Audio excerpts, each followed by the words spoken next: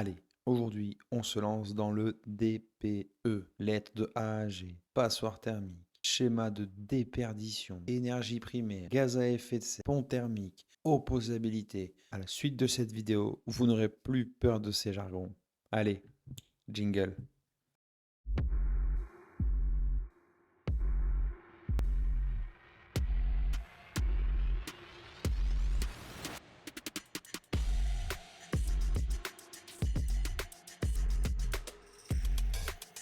Ok, on va partir depuis 2021. Avant 2021, un DPE, il était purement informatique. À partir de cette date, le DPE est devenu un document officiel. Il a une valeur juridique, comme le diagnostic au plomb, l'amiante. On rentre un peu plus dans les détails. On parle de lettres. Qu'est-ce que c'est que cette lettre? Une lettre, c'est le principe du double seuil. La note la plus mauvaise l'emporte. Je m'explique. Si votre note énergie est classée en B et que votre note climat est elle classée en E, alors le E l'emporte. Mais alors, qu'est-ce que c'est la note du climat et qu'est-ce que c'est cette note de l'énergie? Simplement, l'énergie, c'est la consommation d'énergie primaire. On parle là de kilowattheure, mètre carré par an. C'est simplement ce que votre domicile consomme à l'année par kilowattheure et par mètre carré. C'est simple. Ensuite, les émissions de gaz à effet de serre, nommées GES. Là, on parle de kilogrammes de CO2 par mètre carré par an. Vous pourrez comparer l'énergie en kilowatts avec votre consommation de carburant pour votre maison. Et on parle de gaz à effet de serre, ce qui sort de votre pot d'échappement et la pollution que génère votre véhicule. Qu'est-ce qui amène à cette note? Le chauffage, chaude, climatisation, l'éclairage et les VMC. Et qu'est-ce que cette lettre a comme inconvénient? Il est important de rappeler qu'une passoire énergétique, à partir de 2025, si votre lettre est la lettre G, vous n'êtes donc plus en capacité de louer votre bien. En 2028, ça devient un petit peu plus strict. La lettre F sera interdite à la location.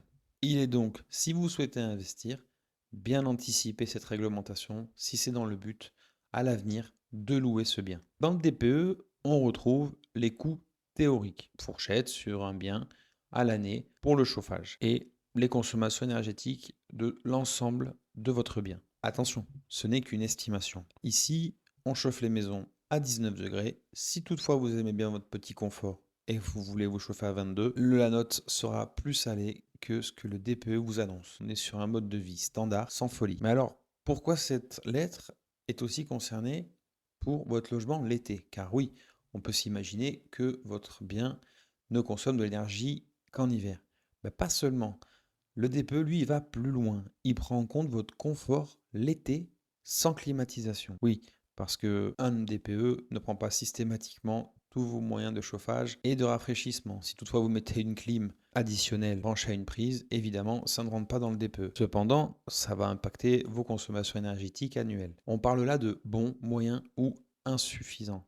Insuffisant, c'est risque de surchauffe. Comment on en arrive là? Une isolation en toiture qui est mauvaise ou inexistante, un logement traversant inertie ou des volets inexistants qui laisseraient passer le soleil toute la journée. Si vous exposez plein sud, je vous fais pas le dessin, il fera très très chaud. Mais alors, où part cette chaleur? Eh bien, la chaleur, principalement, c'est sur la toiture. La chaleur monte, on le comprend bien. Mais il y a aussi les murs, les portes, les ouvertures, le plancher, les vents VMC, tout ce qui peut faire sortir la chaleur de votre bien rentre dans le schéma de déperdition. Ce schéma, il est dessiné dans votre DPE. C'est un moyen plutôt ludique et accessible à tous pour comprendre dans quel endroit et dans quelle partie de votre bien il y a des pertes d'énergie. Tous ces composants sont notés en bon, moyen ou insuffisant. Les fenêtres, les murs, les toitures, toutes ces choses-là, c'est classifié et ça permet d'avoir en un coup d'œil les bonnes informations. Ce DPE, il n'est pas uniquement là pour sanctionner, il est là aussi pour vous accompagner dans votre prise de décision pour entamer des démarches de rénovation énergétique. Il y a des propositions de scénarios. Si toutefois vous optez pour la voie avec sortir de la passoire thermique, ils vont vous conseiller X ou Y rénovation. Vous allez donc obtenir une autre lettre, une lettre meilleure. Si toutefois vous souhaitez vraiment améliorer les performances et vraiment aller chercher les notes type B ou A, alors il y a un autre scénario qui peut vous être proposé. C'est très intéressant de regarder les différents scénarios. Bien entendu, Là, on parle de la partie acquéreur. Mais la partie vendeur n'est pas laissée de côté. Car oui, un diagnostiqueur ne peut plus vous croire sur parole. Si vous avez décidé d'isoler personnellement en achetant du matériel ou en récupérant du matériel votre garage, pas de facture, pas de preuve. Le diagnostiqueur vous mettra donc la lettre minimum. Alors, documents indispensables, c'est les plans du logement, les factures des travaux, isolation, fenêtre, les documents du syndic si toutefois votre bien est dans un syndic de copropriétaires, ou encore les notices de matériaux. C'est très important si vous avez isolé vos murs. Une fois que votre mur est plaqué, impossible de savoir ce qu'il y a derrière. Gardez bien les factures et les fiches techniques des produits. N'ayez crainte, ces choses-là, ça se trouve assez facilement sur Internet pour tous les produits d'isolation. Mais alors, ce DPE, est-ce qu'il est valable 1 an, 6 mois, 2 ans, 4 ans, comme un contrôle technique de voiture? Pas vraiment. On parle là d'une validité de 10 ans. C'est au format numérique et il est renseigné dans ce qu'on appelle l'observatoire de l'ADEME. L'ADEME, simplement, c'est pas la police de l'environnement, c'est un organisme qui permet d'évaluer l'état du parc immobilier français pour savoir si on est en route vers une transition plus vertueuse de nos biens. En clair, après cette vidéo, vous avez compris qu'est-ce que c'était les lettres, ce qu'une passoire énergétique, l'estimation des coûts et les schémas de déperdition.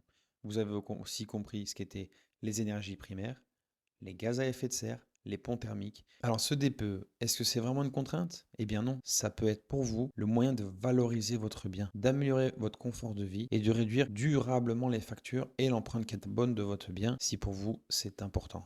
Et même si c'est pas important, un petit plus pour l'environnement, c'est toujours appréciable si ça peut bénéficier à votre portefeuille. Alors voilà, on arrive sur la fin de cette vidéo du DPE. J'espère que ça vous aura permis d'y voir un petit peu plus clair. On se donne rendez-vous prochainement. Encore une fois, n'hésitez pas dans les commentaires à me donner des sujets sur lesquels vous souhaiteriez que je creuse un petit peu plus. Je vous remercie de votre écoute. À bientôt. Ciao.